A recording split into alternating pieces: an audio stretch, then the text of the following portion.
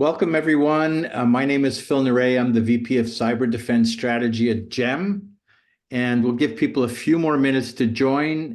Today, we have Yotam Mehtar as Director of Cloud Incident Response, and Nitai Harel, who runs our Cloud Security Research Team. We're going to be talking about the XZ Utils compromise, or XZ, as I might have said, having grown up in Canada. Very exciting. We're going to talk at the beginning about how it happened and sort of the anatomy of the supply chain attack. And we're going to take a look at the code. And in the second half of the half hour, we're going to look at ways to protect yourself and defend against potential attempts to compromise your environment using this vulnerability. We'll try to leave some time at the end for questions, but if not, feel free to throw the questions into the Q&A slot that you'll see at the bottom of your Zoom window. Okay, let's see how many people we have. Well, let's give people a few more minutes to join.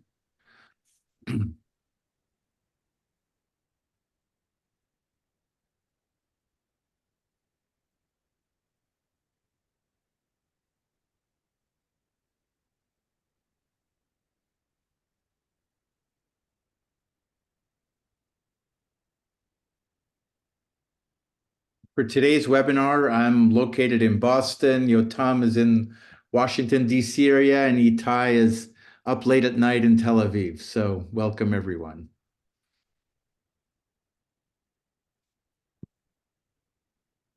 Okay, well, Yotam, why don't you get started? Thanks, Phil. All right, so hi, everyone. I'm sure everybody's heard something about this already and has been reading over the last couple of days because it is a big deal, this attack.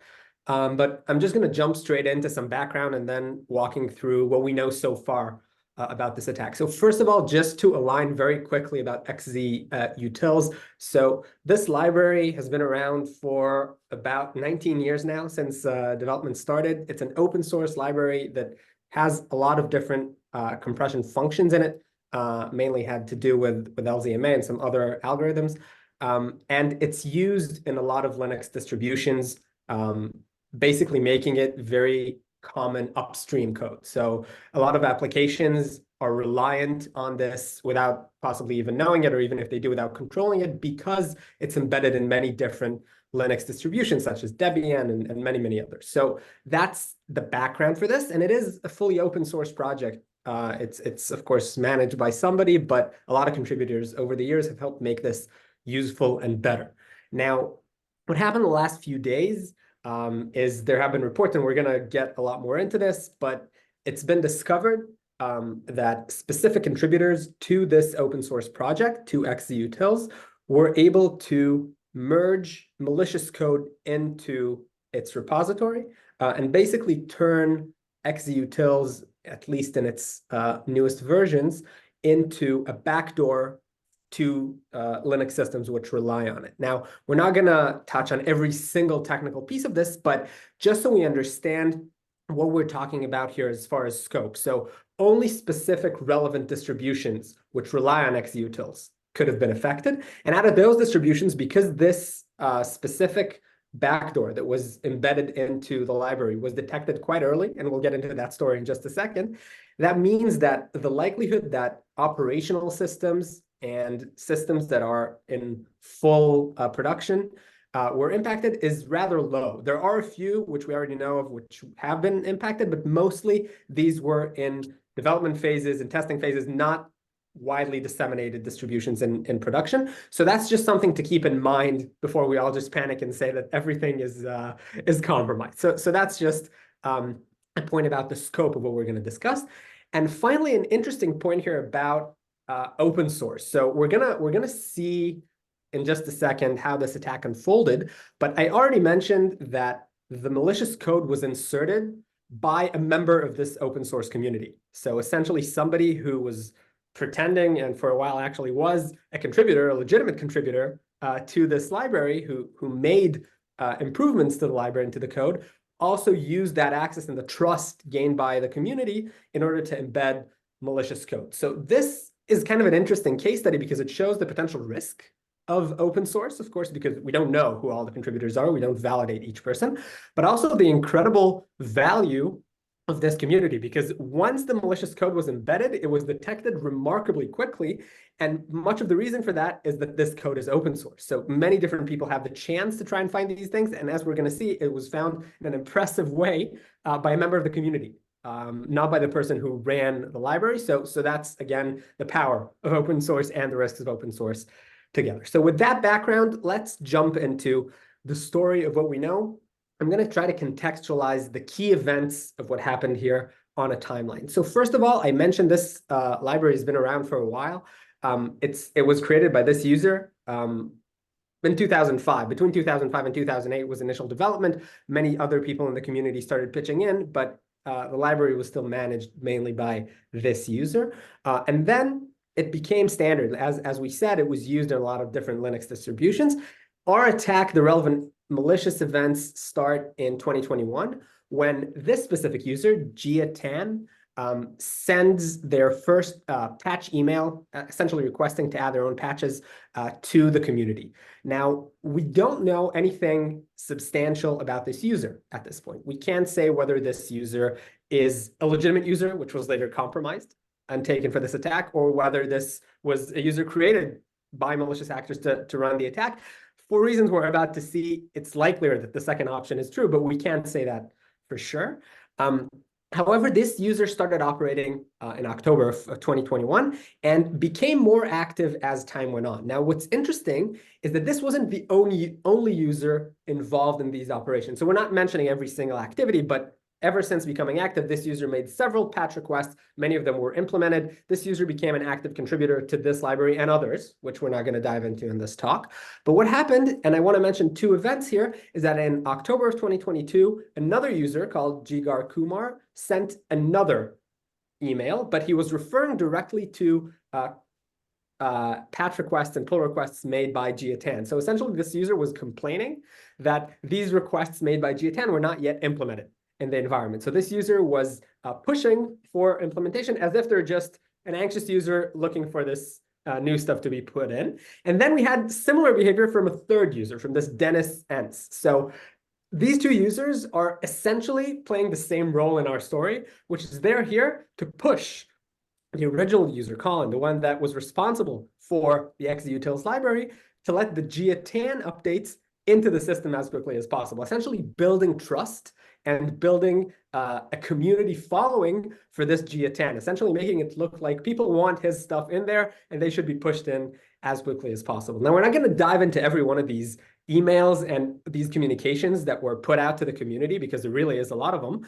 But between May of 2022 and July of 2023, this became a repetitive process. So again and again, Gia Tan would create these requests, would push different code, and then these other users would start complaining on threads, getting the administrator to allow this in. And just to give you an example of the way this actually operated, these are some of the communications, because this is, again, an open source community, we can see a lot of this. These are some of the communications which led to this. So you can see here one of these users I mentioned before, Jigar Kumar, he wrote some aggressive complaint language. Progress will not happen until there's a new maintainer, essentially asking for things to happen. And we have the response from the administrator, from Colin, saying, I haven't lost interest, explaining essentially that they are still on top of this, even slightly apologizing for not letting these updates in. And then we see responses to that becoming even more aggressive. So remember, we have 3 users involved, the one that's actually pushing in the new code, but then these 2 others, Jigar Kumar and Dennis Entz,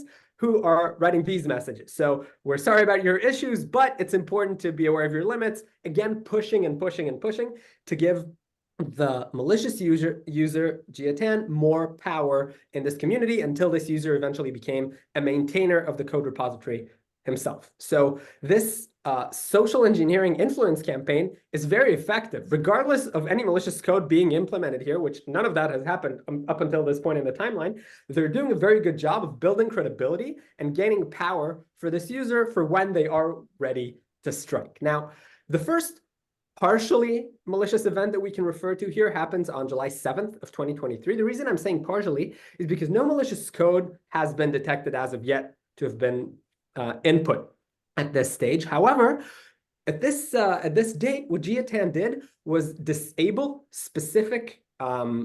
specific function within the library. In this case, it was we're not going to get too much into the details here, but it was an ifunc function within the C library implementation of these Linux distributions. Essentially, the goal of this function is to allow resolving different versions, different implementations of the same functions. What this user claimed here, GEATAN, is that something in running OSS fuzz, essentially fuzzing, looking for different issues and vulnerabilities in the code, was malfunctioning because of this function, so he just disabled it. This in itself is not a malicious operation. The reason it's interesting is because later on, when the user started adding malicious code, they did it targeting this very same function. So what we later saw from GEATAN, this is already in February of this year, was that they added one line, essentially a simple modification to a code, to an M4 piece of code within this library, and they added that to the .getignore configuration, essentially meaning that the new code they added would not be deployed to the repository. If somebody looks at the repository, they're not going to be able to find the new version. But when people actually download the full tar objects and execute them, they're going to get this new piece of code. This new piece of code did something very simple. It was waiting to read more information from other files and then deobfuscate and execute them. So what happened later, this is already on March 9th, so less than a month ago. What we have here is two obfuscated files being committed by the same user into the library as test files. They were very heavily obfuscated, so just looking at them, you probably couldn't tell anything about what they're doing. But one interesting fact is they weren't actually testing anything. So if you were looking for the relevant test, there was no test. These files were the ones taken by the M4 file, deobfuscated, and turned into the malicious action. So when we're jumping into what actually happened here, what this caused to users and machines which downloaded these malicious files, here's a very high-level understanding of what happened, just so we're all speaking the same language. So first of all, this file, the M4 file called build-to-host, was executed from the tarball. As I mentioned before, it doesn't exist in the GitHub repository. If you look at the repo, you're not going to find the modified version of this file. But when you actually download it, it's going to be there. Just to clarify, this is not completely uncommon. There is a lot of code that gets directly put into tarballs in different libraries for different reasons. However, this specific modification was responsible for launching the attack, because once this thing was in place, as we mentioned, it had a simple job. Once this line of code was executed, it would extract the actual backdoor code from these two test files. It was deobfuscated so that it could be executed. And then it would run a bash script, which, again, it received from these two test files, which first would verify a certain number of conditions. So these conditions included things like which operating system is being run and other things which would have potentially prevented this new vulnerability being introduced into the system from functioning. So first of all, these verifications were made. And then, very importantly, this specific ifunc resolver, remember I mentioned this before, ifunc enables running different implementations of the same functions within these Linux distributions and their C libraries. So essentially, this ifunc resolver function was overwritten. It was replaced with the malicious code. This is what this bash code did. It replaced it with malicious code. Now, why do this? Why replace specifically the ifunc resolver function? In this case, because the attacker was targeting a very specific part of these Linux operating systems, and that is SSHD. So the daemon that's responsible for running SSH and essentially managing authentication and remote authentication to these Linux machines. When it executes, not on every Linux system, that's what we mentioned before, but on various distributions, including Debian, as we mentioned. When it executes, in this case, it would try to execute this ifunc resolver, which has now been replaced. That means that when SSHD would execute, whenever it would start up, it would actually run the replaced malicious code. And what that code did was replace something within the SSHD executable, essentially replacing its decrypting function that's meant to decrypt the signed transactions, it would replace it with the malicious function. Now, the malicious function could still operate. So if you were a regular user authenticating, things would still work just fine for you. As we'll see in a minute, maybe a bit slower than usual, but they still work just fine. However, if the attacker would try and send their own communication to this machine, they would have their own key. And this is a very important part of this attack. This attack didn't just open a vulnerability that anybody in the world could use. They only allowed communication signed by the attacker's key. So only the attacker could leverage this backdoor in order to then run code. So essentially, what would happen within SSHD is if it would receive something signed by this specific key, instead of performing its usual authentication mechanism, it would just take the request and execute it in the shell. So on the system itself, bypassing all authentication, this is essentially how this turns into a remote code execution vulnerability, because now the attacker can, without authenticating, without having any privileged access, go and execute code directly as the root user, which controls SSHD. So what happens here is, based on this flow, this was injected into the code to enable the attacker access to these systems. Now, what's important to mention here is this was all put in place. But if we go back to our timeline for just a second, this was put in place about 3 weeks ago. And it had very little time to actually get deployed to any systems. And when it started getting deployed to systems, it was very quickly detected. So the last day that we put here on the screen is where this guy, Andres from Microsoft, very impressively was able to detect this as a bug, which initially was thought of as a bug in timing. And we're going to get into that in just a second. But he essentially reported this to the community, and very quickly, all affected distributions started reverting to safe versions. And as far as we know right now, they should be safe to use. Of course, because this attack's been going on for a while, as you can see, then it's still being investigated so that we can understand the full scope. However, this is the high-level story as we understand it now. Now, with this, I now want to hand it over to Itai, who's going to walk you through how this was detected and what we can do to detect further malicious activity with regards to this attack. Well, thank you. So before I begin, I just want to point that things got pretty dark up until now. I mean, we have like this 2 years campaign bullying someone who tried to do good for the world. He developed this library used across multiple distributions of Linux for years now. So he was bullied into giving maintenance access to probably a state actor, which took this access and added a very stealthy, sneaky backdoor using like very niche mechanisms, ifunc of glibc. So that's pretty dark. But now the story takes like a turn to the right, and we have this guy, this Microsoft developer, who did stress tests, and he saw something strange. He saw two strange things. First, the first thing he saw is that whenever he tried to start SSHD, the SSH daemon, it took way longer than it should have been. Now, what's way longer? We need to talk about that. Half a second longer. It used to be like 0.01 seconds, and now it's half a second, and that was enough to intrigue. And the second thing he saw is whenever he tried to communicate with SSHD, when he used all the versions, it took 0.2 seconds, 0.3, but now it takes 0.8. And that's pretty wild that from these two very specific signals, and here we can see in the picture, like one of his revelations. Now it takes half a second more to communicate with SSHD. From these two specific signals, he was able to determine that something's up, to dig into the code and realize that there is a very sneaky backdoor attached to a library which is used by SSHD in several distributions, but not all of them. That's like, from my perspective, we have this obsession of a developer that practically saved the world, because it was around only for 3 weeks. And that's a pretty nice story for me, like an excuse to be obsessive about technology. That's always great. So that's the story of how things were detected.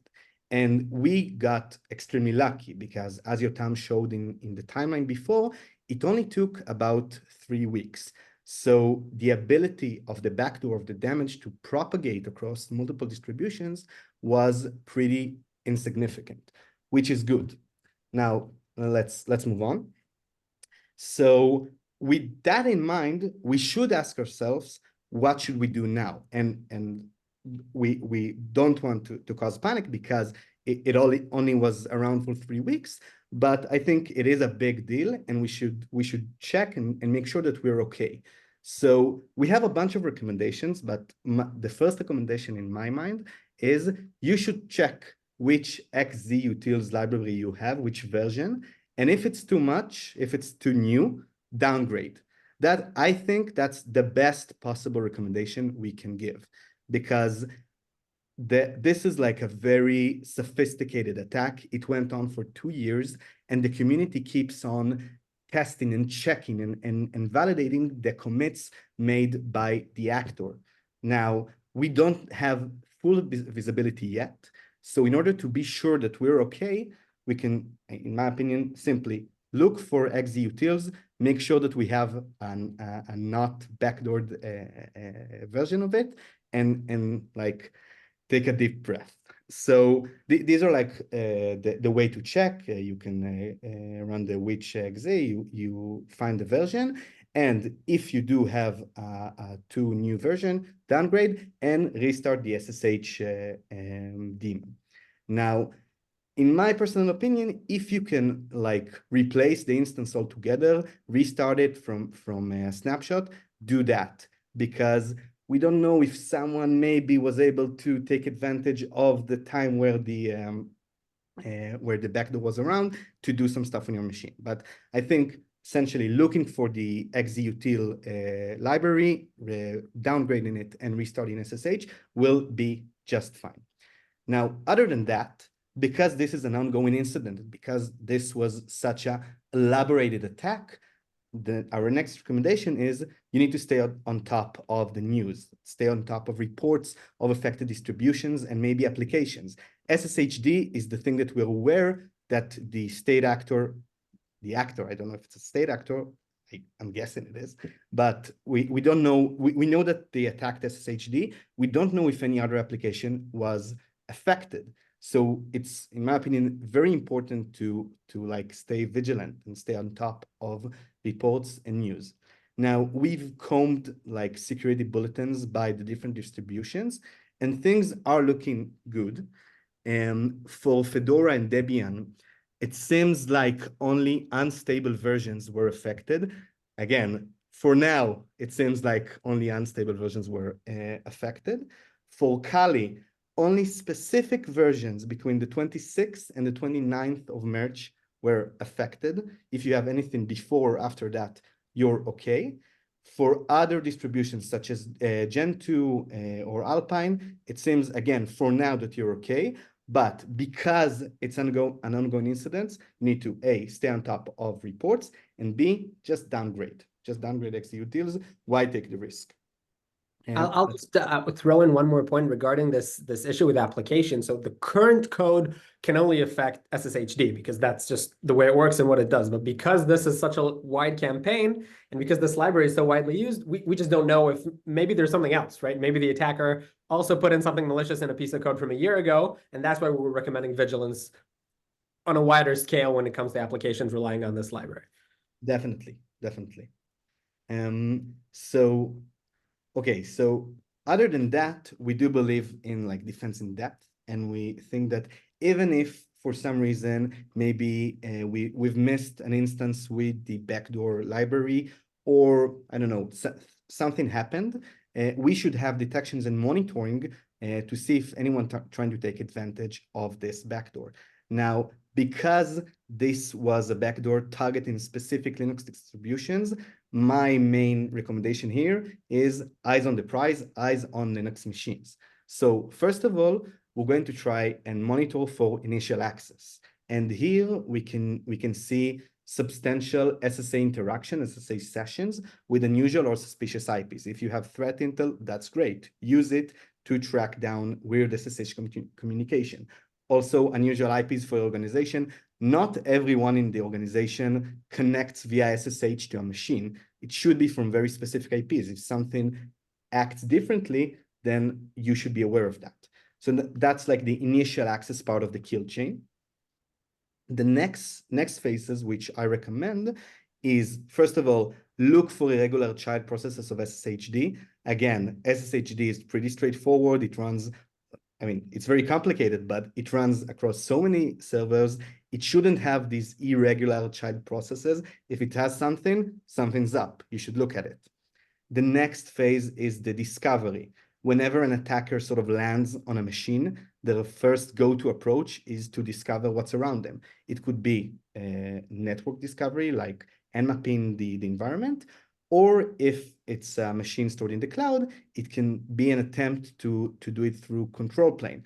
List buckets, list instances, describe instances, the security groups. So we should look for like these irregular activities of discovery, whether it's through network and control plane. One of my favorite TTPs that actually catches pretty substantial amount of attacker is the credential creation. Whenever an attacker lands on a machine, after sort of mapping the environment, feeling that this machine might be important for them, they try to have another way in. They maybe don't want to use a backdoor that's recently been discovered by the whole world. So you would see SSH keys, like actual SSH keys, not a vulnerability, or key pair if you're in the cloud or whatever, being created for a machine. If this is irregular in your environment, you should take a look. You should be vigilant for these specific machines.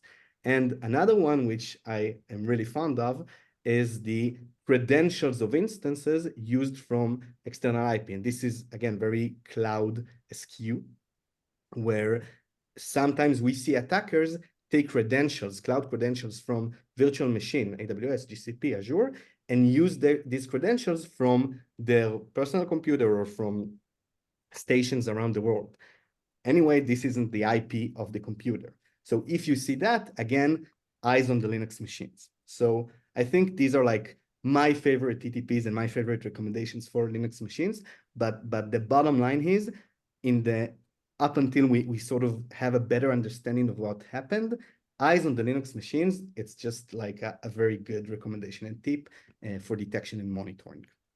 Okay.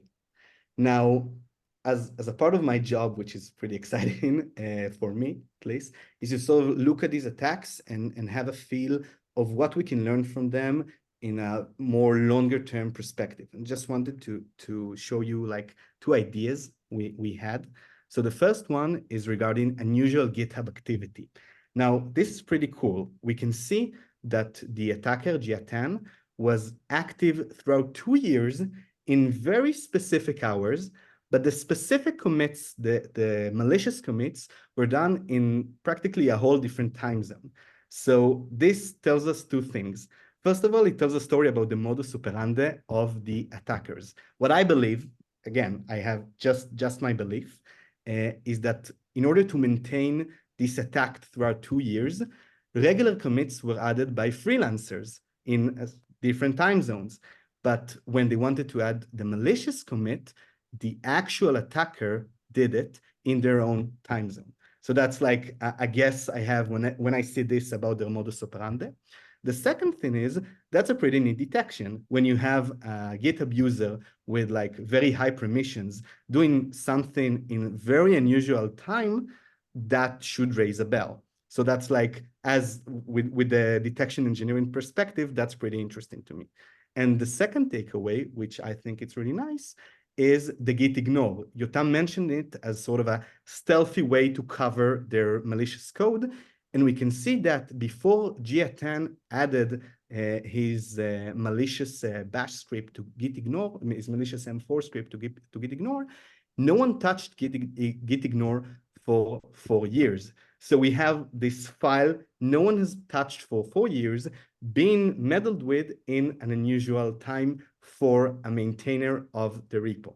And that's, again, pretty interesting, sort of like making my mind run whenever I think about GitHub detections. So I think that's my part of it. I'll add just one last point on these longer term takeaways, that what we're seeing here essentially now, of course, hindsight's 2020, we can come in and look and find these things.